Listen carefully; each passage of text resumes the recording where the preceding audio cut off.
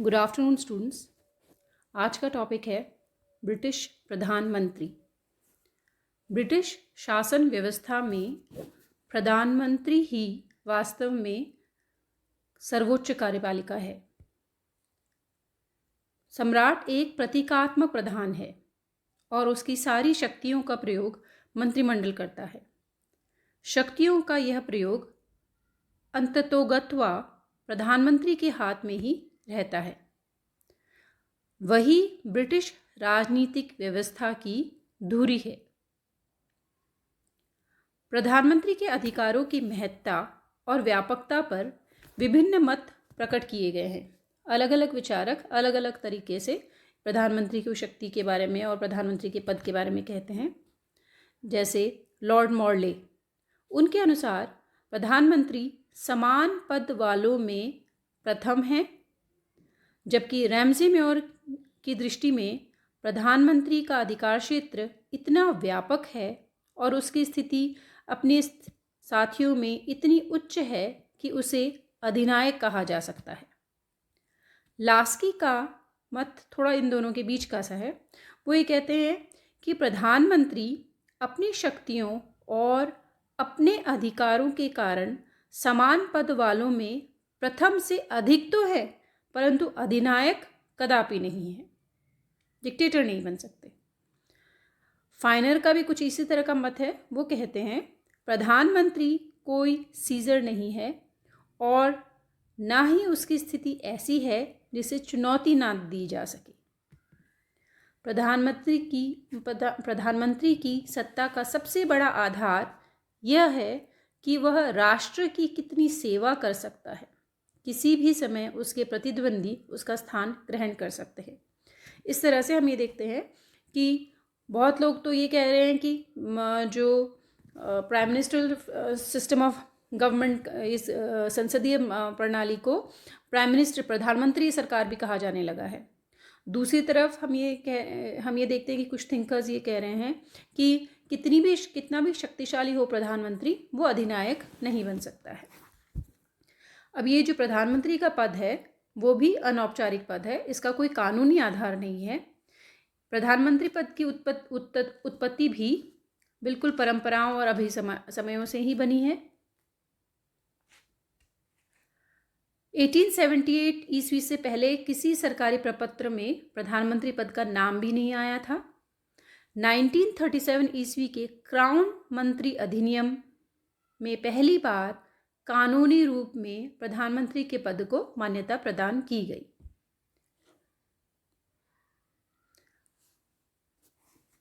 अब हम ये देखते हैं कि प्रधानमंत्री की नियुक्ति किस प्रकार होती है। संविधान के अनुसार प्रधानमंत्री की नियुक्ति राजा द्वारा होती है, लेकिन दलगत सरकार के विकास ने ये परंपरा स्थापित कर दी है कि लोकसभा में बहुमत दल का नेता प्रधानमंत्री बनकर मंत्रिमंडल का निर्माण करे। इस प्रकार प्रधानमंत्री के चुनाव में राजा की शक्ति नगण्य हो गई है। राजा केवल मात्र फॉर्मल रूप में उसको पद ग्रहण करवाता है, बाकी जो भी मेजॉरिटी पार्टी होती है, बहुमत दल का नेता है, वही पीएम बनता है। फिर भी कुछ परिस्थितियां ऐसी है जिसमें राजा स्वनिर्णय के अनुसार कार्य कर सकता है। ऐसी दशाएं मुख्यतः 3 हो सकती है। पहली, जब लोकसदन में किसी भी दल को स्पष्ट बहुमत प्राप्त ना हो। दूसरी, जब एक प्रधानमंत्री अचानक त्याग पत्र दे या उनकी मृत्यु हो जाए और आंतरिक द्वंद्व के कारण दल अपना नेता चुनने में असमर्थ रहें। तीसरा, जब संसद में दलीय स्थिति अथवा देश की परिस्थिति के कारण संयुक्त मंत्रिमंडल का बनाया जाना आवश्यक हो जाए, परंतु प्रधानमंत्री के संबंध में विभिन्न दलों में मतैक्य ना हो। इन 3 स्थितियों में राजा अपना डिस्क्रिशन यूज कर सकता है। प्रधानमंत्री पद के संबंध में अब ये सर्वमान्य धारणा बन गई है कि प्रधानमंत्री लोकसदन में से ही चुना जाए। यद्यपि परंपरागत नियम यही है कि प्रधानमंत्री या तो कोई पीयर हो या लोक सदन का सदस्य हो। वास्तव में 1902 के बाद से ही कोई प्रधानमंत्री लॉर्ड सभा से नहीं चुना गया है। अब हम देखते हैं कि प्रधानमंत्री पद के लिए योग्यताएं क्या हैं। यद्यपि प्रधानमंत्री पद के लिए कोई निश्चित योग्यता निर्धारित नहीं की गई है, फिर भी व्यवहार में कुछ योग्यताएं और व्यक्तिगत गुणों का होना आवश्यक माना जाता है। ये भी सजेस्ट प्रचलन है ऐसा। संवैधानिक प्रथाओं ने ही यह आवश्यक बना दिया है कि प्रधानमंत्री लोक सदन का सदस्य हो, लोक सदन के बहुमत दल का नेता हो या लोक सदन के बहुमत का समर्थन प्राप्त करने में समर्थ हो। या तो वो पहले से ही लोक सदन का हिस्सा बन चुका हो या फिर वो बहुमत प्राप्त करने की स्थिति के लिए समर्थ हो। दूसरा, उसमें से कुछ विशेष गुणों का होना आवश्यक है। कुछ एक विशेष क्वालिटीज़ हों जो पॉपुलैरिटी उसको जनता को आकर्षित कर सके।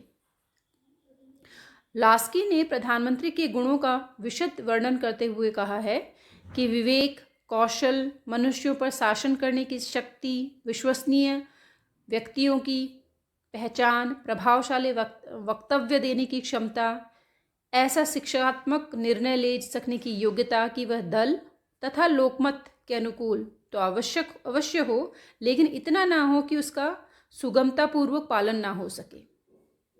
एक ऐसे महत्वाकांक्षी जो देश को की प्रगति तो करे किंतु साथ ही आकस्मिकता के प्रदर्शन में सजग हो।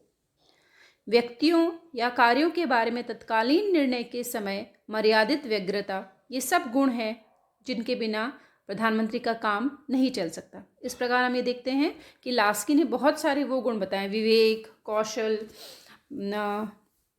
महत्वाकांक्षा भी हो लेकिन निर्णय लेने में सुगमता हो, काफ़ी सारी वो गुण बताए हैं जो प्रधानमंत्री के होने के लिए आवश्यक है।